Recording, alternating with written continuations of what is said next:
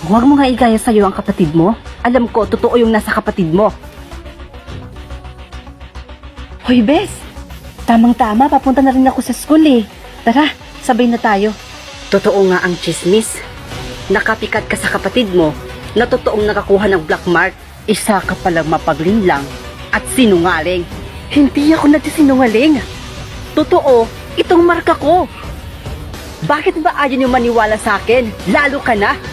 Eh di ba kaibigan mo ko? Magkaibigan tayo. Pwes ngayon, hindi na. Diyan ka na nga. Baka madami pa ako sa kasinungalingan mo.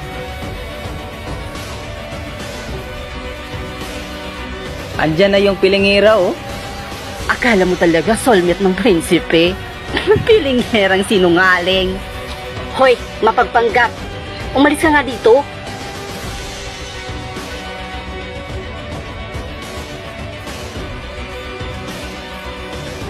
Hoy, Bunso.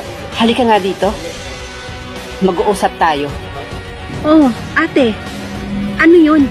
Bunso, tama na. Tama na tong kalukuhan mo. Hindi to tama.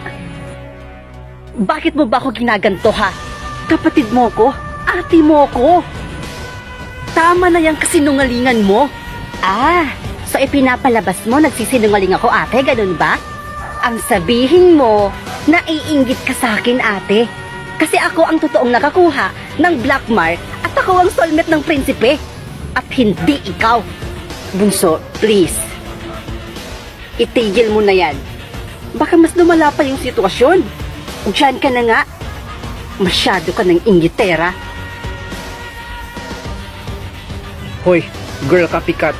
Tigilan mo na yung pagpapanggap mo. Masyado ka ng sinungaling. Ilang beses ko ba sa inyong sasabihin na hindi nga ako nagsisinungaling? Totoo nga yung marka na nasa mukha ko. Then prove it. Punasan mo gamit itong tissue.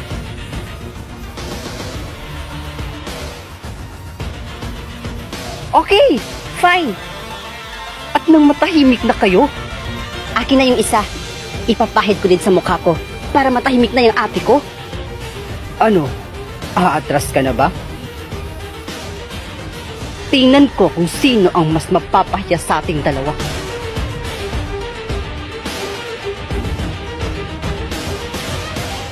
Sige nga, tingnan nga natin kung bagay sa'yo. Sige, wait. Wow! Bagay nga! Lakas ng dating mo kapag nakasombrero. Bigaon, bahog bilat. Nilalandi mo pala yung boyfriend ko? Hoy, hindi ah. Sa ano naman nalaman yan? Umalis ka nga sa harapan ko. Bigaon. Wow! Choose one. 20 million? Or sombrero? Siyempre, 20 million. Aanuhin ko naman tong sombrero. Ha? Bakit naging sombrero to? Ang daya naman. Kakawin ko dito. Kakainis. Rods? Bago ba yung sombrero mo? Ito? Oo. Kakabili ko lang kanina. Ay, we? Sige nga, tingnan nga natin kung bagay sa'yo. Sige, wait. Wow! Bagay nga. Lakas ng dating mo kapag nakasombrero. Bigaon, bahog bilat. Nilalandi mo pala yung boyfriend ko? Hoy, hindi ah. Sa ano naman nalaman yan? Umalis ka nga sa harapan ko. Bigaon. Oy, Rods, teka. Magpapaliwanag muna ako. Ayaw mo umalis? Hindi ako naaalis. Nahiya pa ako sa'yo. Wow! Ang ganda pala ng sombrero na to, ah. In fairness. Besh! Oh, Besh! Saan ka pupunta at anong ginagawa mo? Uy, Besh, ano ka ba? Nagtatanong ako. Uy, Besh, ah. Hindi ka pala nakakatulog kapag hindi ka nakakapagkape? Uy, paano mo nalaman yun? Biggest secret ko yun eh. Hindi ko rin alam. Siguro tsamba lang? Sige, alis na ako. Tsamba ba yun? Napakahiwaga naman ng sombrero na to. Lahat ng sikreto, nalalaman ko. Ay, Rods! Oh, Aling Marites. Rods, nalaman mo na ba kung anong nangyari sa kapatid mo? Bakit po? Anong nangyari sa kapatid ko? Eh kasi, yung kapatid mong yun, 1 oras nang nawawala. Nawawala? Oo. Bakit? Eh dinukot daw ng taong hindi kilala? Diyos ko, hindi pwede to. Kailangan kong iligtas ang kapatid ko. Gamitin ko kaya tong sombrero. Baka malaman ko kung nasaan yung kapatid ko. Kapag hindi pa dumating ang ate mo, papatayin na kita. Hindi ako papayag. Ililigtas kita, kapatid ko. O Rod, saan ka pupunta? Ililigtas ko yung kapatid ko. Manahimik ka. Pakawalan mo yung kapatid ko. Ate? Ate! Mabuti naman at dumating ka na.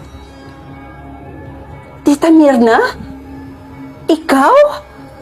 Ikaw ang kumidnap sa kapatid ko? Ako nga. Bakit mo ginagawa to? Pakawalan mo yung kapatid ko. Papakawalan ko lang yung kapatid mo sa isang kondisyon. Ibigay mo sa akin yung mahiwagang sombrerong suot-suot mo ngayon.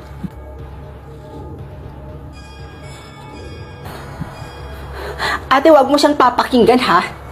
Kahit anong sabihin niya, wag na wag mo siyang susundin. Ang tigas mo rin no, ha? Tama na. Ha? Sama-sama mo talaga.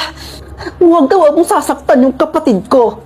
Hanggat hindi mo binibigay sa akin ng mahiwagang sombrero, gagawin ko kung anong gusto kong gawin sa kapatid mo. Kaya ngayon mamili ka. Papakawalan ko yung kapatid mo tapos ibibigay mo sa akin ang mahiwagang sombrero. Or, hindi mo na lang ibibigay sa akin ang mahiwagang sombrero, pero kikitilin ko ang buhay ng nag-iisa mong kapatid.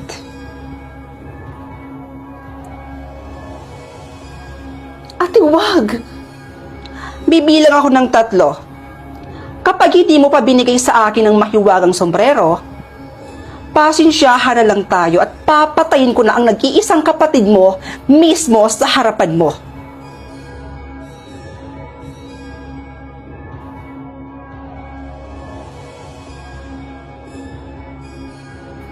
Isa, 2, 3.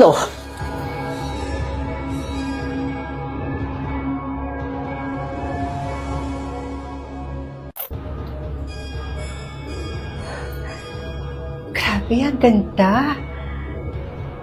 O, Mayan, ang dalaga ni Berto.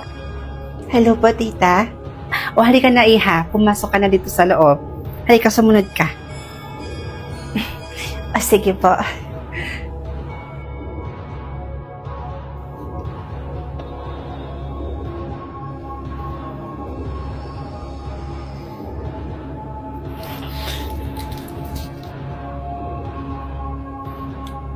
Tita, wala naman pong multo dito, di ba? Ay naku, walang multo dito sa pamamahay ko. At kung mayroon man, ako na ang kusang umalis. Takutin ako sa mga multo-multo na yan. Kaya halika na, pumasok ka na, at ililibot pa kita dito. Mag-enjoy ka sa bakasyon mo, ha? Halika na. Sumunod ka sa akin. Ang laki ng bahay, tita.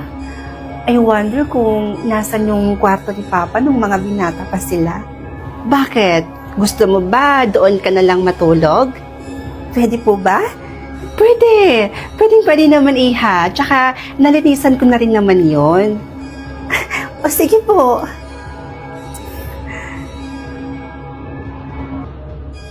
O halika na.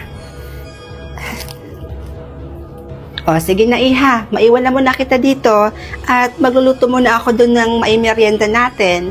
Pabaka na rin maya-maya. Sige ho, tita. Bababa rin po ako maya-maya.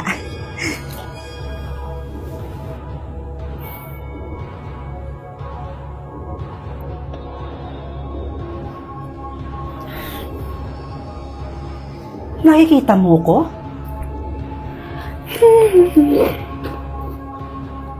Nakikita mo ba ako?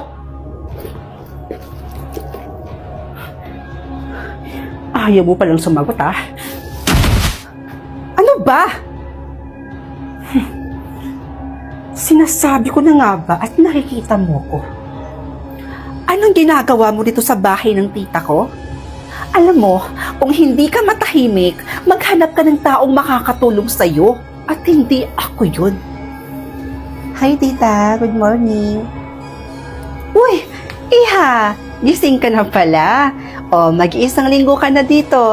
Kamusta naman ang stay mo? Hay naku, tita. Kung ako yung tatanungin mo, talagang na-enjoy ko talaga yung bakasyon ko dito sa mismong bahay ninyo, tita. Hindi po ba kayo nalulungkot na kayo lang mag-isang naninirahan dito sa ganitong kalaking family house? Hay nako, iha. Hindi mo lang alam. Lahat kaming magkakapatid ay nag-aagawan dito sa bahay na to. Inaaway nila ako ng sobra-sobra para lang makuha to. Para sa akin naman, hanggat hindi ako namamatay, ay hindi ko ibibigay ito sa kanila. Ay naku, iha, mabuti na lang yung papa mo at sobrang bait. Hindi na nakikipagtalo sa akin. Curious lang po ako. Nagkaanak po ba kayo? Oo, meron. Kaso yung anak ko na yun, wala na eh. Nalunod kasi siya. Nagkatuwaan kasi sila ng mga barkada niya noon na maligo sa ilog. Kaya itong anak ko, hindi siya kaagad nakaahon. Kaya ayun,